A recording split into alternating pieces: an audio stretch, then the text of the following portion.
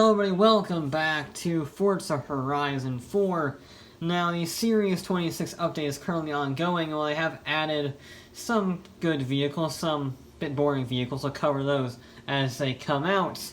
It did add a new feature though. Well, I shouldn't say it tweaked a new feature. You see, Horizon 4's rollover mechanics, or crash mechanics, used to make you get reset after just 3 or 4 seconds, which means that if you rolled it, or if you front flipped it, it would reset you before your wheels had a chance to recover, which was very irritating, especially if you were doing stunts either accidentally or on purpose. But now, those have been reversed, so now they have significantly more time to recover your accidents, and make an accidental stunt actually work. This got me thinking. I've been wanting to do a rollover challenge for quite some time. It's nothing new. I've done it way back on Forza 6. I was able to roll everything from Ford Fiestas to Lamborghini Super Trofeo race cars simply by hitting a curb. Now, many people have done this before. Many people have done it without curbs at all. You've even seen on Forza 7 when I did my challenge, my hill climb. I use the jelly cars that people love to build. These are not new challenges at all, but with Horizon 4 now having this feature to increase the recovery time, I figured, what's a better way to test it? Especially because we have a proper racetrack in Horizon 4 with a genuine curb that is severe enough to launch you on 2 wheels. And I found this curb on accident. I was doing the Ferrari F40 video for reverse gear, and as I was filming for that, driving around to prepare for filming, I hit the curb really hard and it just launched this Ferrari onto 2 wheels. It didn't roll over because it's a Ferrari F40 LM. It's not going to roll over in a stock tuning setup. But it launched really far on 2 wheels and it ruined my lap and ruined my filming session for that bit. And with that curb being able to launch a Ferrari like that, what else can it launch? We start out with a relatively simple car, the Jeep Wrangler from 2012. Figure out to start out with the, I guess, easier cars, and then work our way from there. These vehicles are generally easier to roll over, and the Jeep is no exception. It's very tall, relatively narrow, high ride, that is pretty much ideal center of gravity-wise. However, it didn't really want to go over. It was somewhat close, but it wasn't spectacular.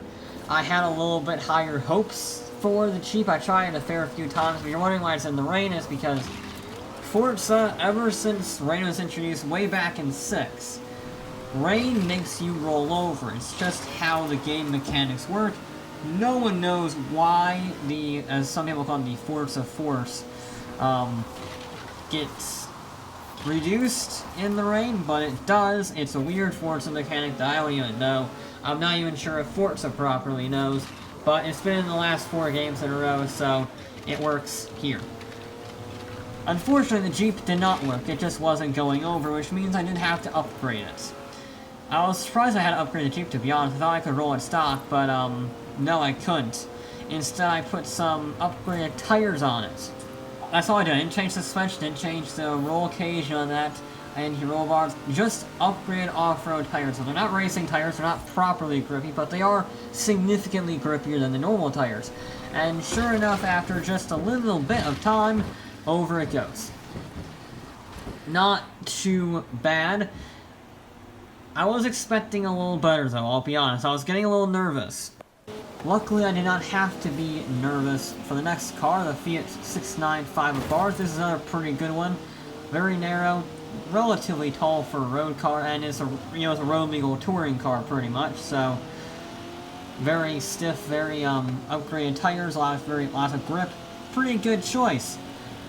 I was a little skeptical after the Jeep debacle. However, first try, over it goes. Very spectacular, nice, easy roll on that one.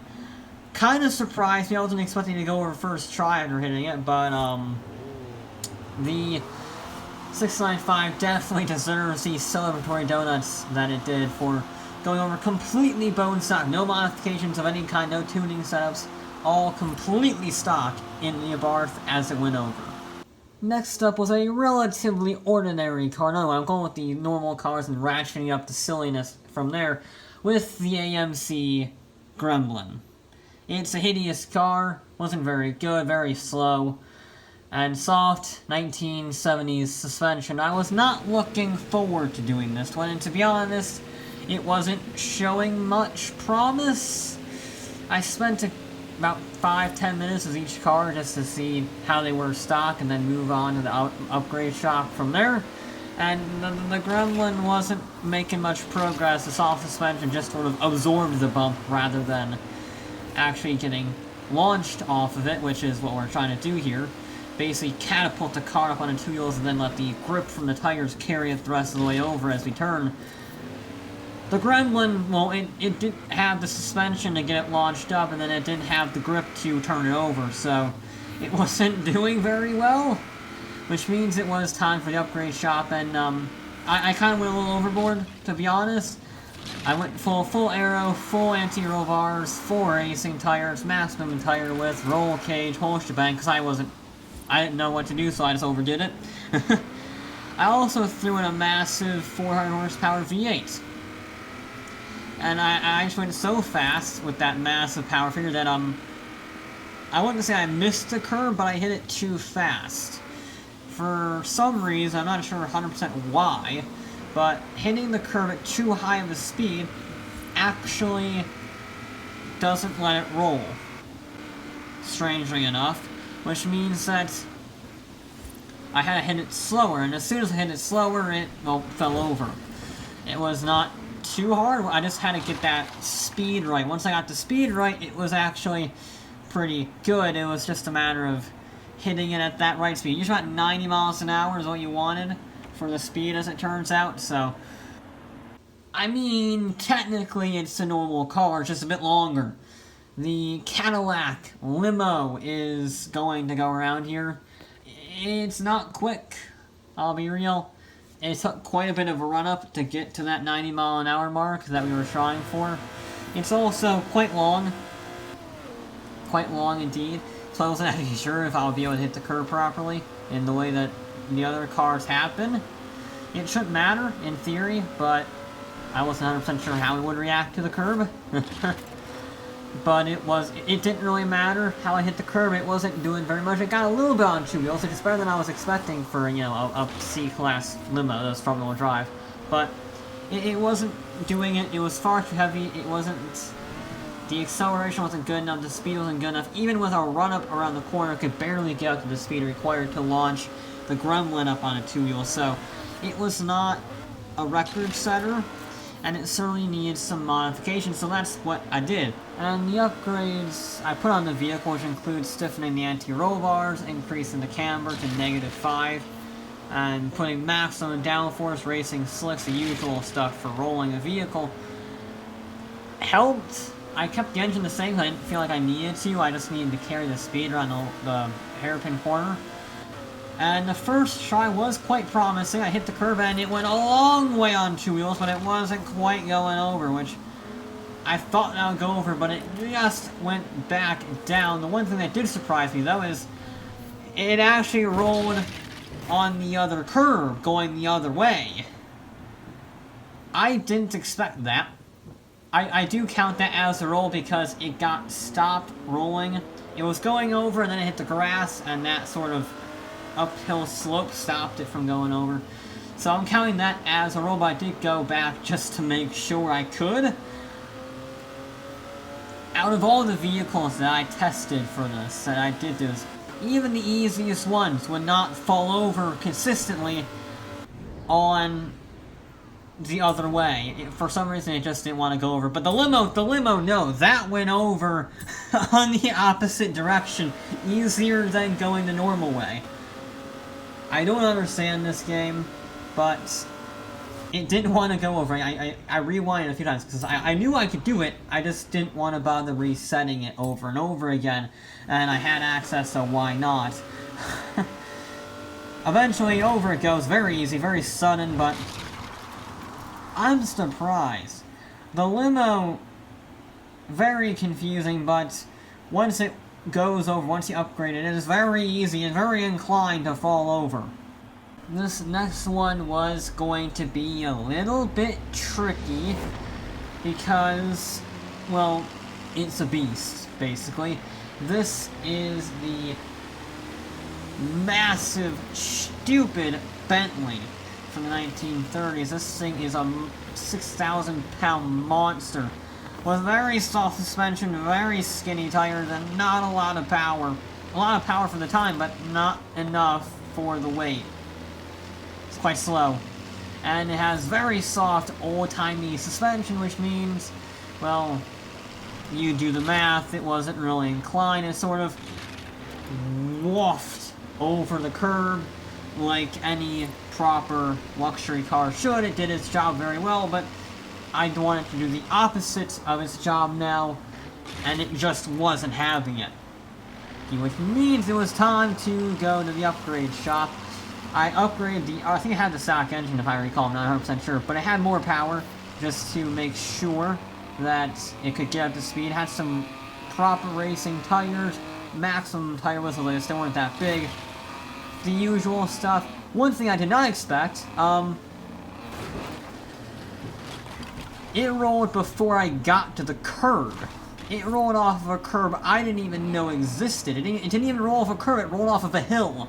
A slight 2 or 3 degree bump in the road I was just taking at the corner. You can't even, you might be able to see it, I don't know. It doesn't even look visible, and over it went.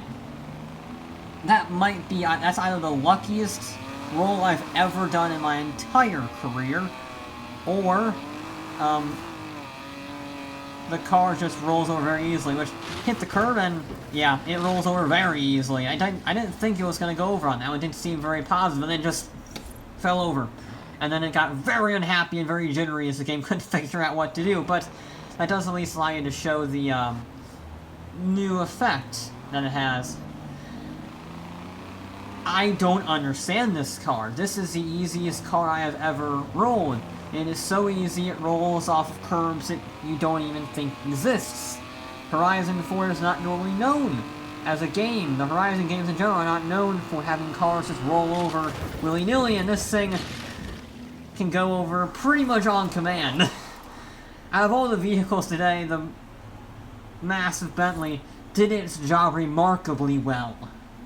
This one I thought was going to be quite the challenge. The Hot Wheels Rip Rod thing, yes, is a very good center of gravity because, well, you are the center of gravity, your character. It's a one-seater like a Formula 1 car almost, but it's still relatively wide because of the track width. It's an open wheeler, and it critically has very soft suspension, so I thought, well, this is going to take a long time to need upgrades. I was wrong, because I hit the curb and over it went super easily. First try, not even a challenge for the Rip Rod. This game's weird, man. This game's weird. The frickin' Jeep Wrangler won't go over, but the Rip Rod, yep, that'll go over all day long. First try. We are now getting to quite ridiculous levels, because this is the Volvo Iron Knight. Yes, the massive racing truck, and I thought this would be a challenge for rolling over, but for a different reason. It has a very high center of gravity, which is good. The problem is, it also is ridiculously tall as a truck, you know? It's very tall, so I feared that if I rolled it, it wouldn't so much go on its roof, but just sort of skid on its side, and a roll has to be 180 degrees. Which is a problem. And sure, and although it is a racing vehicle with racing, slicks racing suspension, it's still a truck, and has a very low center of gravity because the engine is, well, basically mounted on the floor. So, it wasn't going to be as easy as you would think for a semi-truck to roll over. And yeah, sure enough, it wasn't doing its stock. It was not bad for a semi-truck, but it wasn't great, which means it was time for the upgrade shop. As you can see, I fitted the Pikes Peak wing and the splitter just for added, you know, downforce, pretty much. Added that grip as much as possible. It did get a bit of understeer. It was very big. It is very fast though. 2,400 horsepower can really make you shift. The understeer was a bit of a problem, and the gears. Well, I think it's a diesel, isn't it? I'm pretty sure it's a turbo diesel. It has a lot of gears, and I hit the curb and I missed it because of understeer. So Iron Knight was not going to go down without a fight, shall we say. Try it again. Not great. So I try it again. Now it's 2 failed attempts. One of them, I only hit the curb once and it didn't really do much. So the next time I came around at massive speed, it was better. It went up on 2 wheels quite a bit, but it still wasn't quite going over. Third time, proper third time, and over it goes, slowly but surely, full roll, skidding up the banking. I didn't think it was going to do it. It skidded for a long time on 2 wheels, and it skidded a longer time on its side, but it did go over, despite my initial fears. And finally, we are getting a bit ridiculous here, because we have the Volkswagen IDR Pikes Peak. Very wide, the center of gravity is so low because, well, batteries in the floor. It's pretty much worst case scenario. Super wide race car, very low to the ground. I think the lowest suspension is less than an inch off the ground, maybe just over an inch off the ground. It's ridiculously low. And, well, you know, the center of gravity is pretty much below the concrete. And I tried not very long for this, I'll be honest. In stock form, there's no point. You look at it here, it goes over the curb and doesn't really do much. When I went to the upgrade shop, though, that's where things get interesting. This is by far the fastest vehicle of the day. X-Class, 800 plus horsepower, all-wheel drive. Thing's a beast, and it is a race car, so it's completely tunable. This is at the highest ground clearance, by the way. And you see there at the beginning, I did actually get a little bit of two-wheeled action. And then I got a lot of two-wheeled action. A lot more than I thought. That gave me some clearance. I was thinking, even with these modifications, it wasn't going to be easy. And it wasn't easy. But it was getting on the 2 wheels. It surprised me. I was fearing this might be the vehicle that bests me, but nope. It was chugging along on 2 wheels surprisingly well, I will add. And I hit the curb. Nothing. This was going to be a vehicle of precision. How precise can I hit that curb at just the right angle, at just the right speed, at just the right luck to get the thing to flip? However, every good F1 car can go for a roll if you try hard enough, and sure enough, a few minutes later, the IDR was done. I didn't think it would be possible. I tried for quite some time, but the IDR got that lucky bounce I was talking about and just went over. Physics had been bested in your face. Well played tuning on my behalf, I would say. So, the new rolling mechanic does allow you to get many spectacular accidents, and, well, considering I landed every single one of these, I didn't get I only got reset, what, twice maybe? That was ridiculously impressive. So there you go. That is going to be it, though, for this episode of Forza Horizon 4, and I'll be back with more.